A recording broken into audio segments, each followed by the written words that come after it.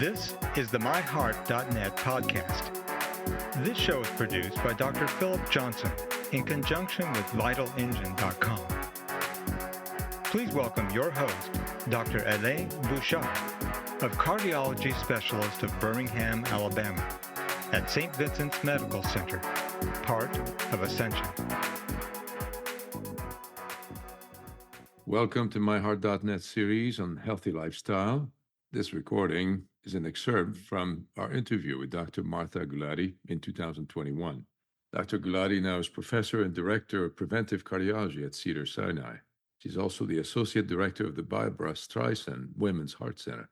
And today we'll discuss a balancing act, navigating weight management. Now let's talk about the other pandemic that has been going on, over the last, 10 years, and it's obesity and the weight. We know that obesity is bad, right? I mean, it causes heart disease, hypertension, elevates your cholesterol, causes heart failure, myocardial infarction, diabetes, sleep apnea. It causes even cancer, colon cancer, breast cancer.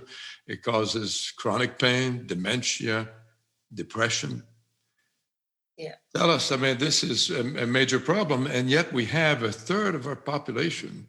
That's like, I think it was something like 28 million, people that have obesity, and an additional 40 to 50 million that have pre-diabetes that are actually metabolic syndrome and so forth. How do we address that? First of all, let's define a little bit obesity, if you don't mind, Martha, and let's talk about the BMI. I guess that's a way to evaluate this problem, isn't it? Yeah, BMI or body mass index is basically a measurement that we use to tell basically if you're too short for your weight. And unfortunately, as adults, we can't really get taller, or I haven't figured out a way to get taller. So, the way we measure it is the measurement is kilogram per meter square, which is a metric form, even though in the US we use pounds and height, and pounds as weight and height is in inches. But it's basically, we calculate it for individuals, and obesity is defined as a BMI greater than 30 kilograms per meter square. And it's easy. You can go on to, if your doctor hasn't told you what your body mass index is, if you know your height and weight, you can enter it onto like many different calculators that will just spit out your BMI for you online. So it's pretty easy for you to figure it out. And we want your BMI to be under 25 kilogram per meter square, which is normal body mass index. When it's between 25 and 30, that's overweight. And when it's greater than 30, it's obese. And now in the United States, it's closer to 40% of people are now obese. And we've been watching it. You remember when they started making those maps of the United States, and, there were some states that were not doing well, and then the others were okay. And then it just started growing. And just like the epidemic that we're seeing of obesity, it just got worse, and it continues to get worse. And this is where we were talking before about the diet being so bad in the United States. We're consuming more calories, we're sitting more. All of these things go together with weight. It's diet and exercise. And of course, it's affected by our metabolism and our genetics.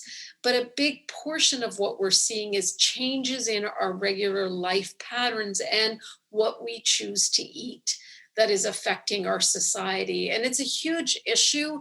And I know for those people out there who struggle with their weight, it's not an easy issue, and we're not blaming anyone, but it is something that affects your health and your heart health specifically, but your overall health, to be honest, is affected by your weight. And it can affect your joints, you're carrying more, so therefore your body's doing more work. It affects your heart.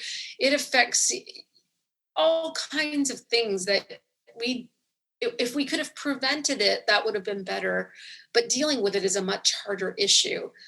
So, it needs to be talked about. I know a lot of patients, they will say some of my patients don't want to step on the scale. Some don't want me to tell them their weight. It's a touchy subject, but I will tell you, without knowing your weight means we can't even address it. And don't feel that your doctor is judging you. We have so many patients, and some people of ourselves struggle with weight. So what we need to do is tackle it together. And that's the best way, is to talk with your doctor and ask what can be done, because we actually have some exciting news. I mean, not everything, of course, we can talk. I know we're going to talk about different diets, but there is even actually an exciting new medication that was just published last week that gives us some hope that we could help our patients with potentially a drug that might help them get some weight off. And there's a lot of different things we can do, but we have to talk about it, because I think even doctors are scared to bring it up in their offices for the fear of alienating their patients and making them self-conscious of their weight. I always blame the body mass index. I blame the score. I'm like, it says you're obese. I don't say you're obese, but we have, basically it's the calculation. And for some people, BMI isn't perfect. Really tall people, their BMI will come out high, and we can understand that they're just a bigger person, and there's actually not as much fat on them, and there's not weight to be lost. Similarly, though, people from different ethnicities, a BMI may be fine, and I may still be telling them, and this is from my own ancestry, I can tell them that as a South Asian, you're at a greater risk of heart disease, even though your BMI looks fine, because there's different measures we'll talk about of fat, but carrying weight around the center of your tummy is also puts you at a greater risk. And so these are things that are so important for us to be talking about with everyone, and for everyone to know what should they do about their weight. I love your expression that you used in past conferences to define a little bit better this belly fat or central obesity is, when you enter a room and that your belly precedes the rest of your body, that's the belly fat for you.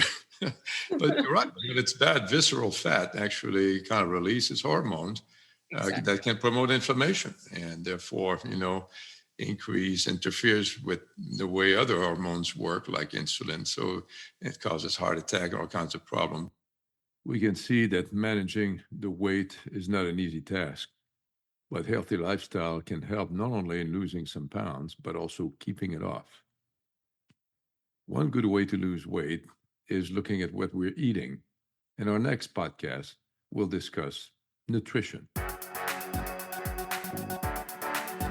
To learn more from our team of cardiologists, please visit us at MyHeart.net. You can also follow us on social media by searching MyHeart.net on Facebook and Twitter. And be sure to subscribe to this podcast so you don't miss our next episode.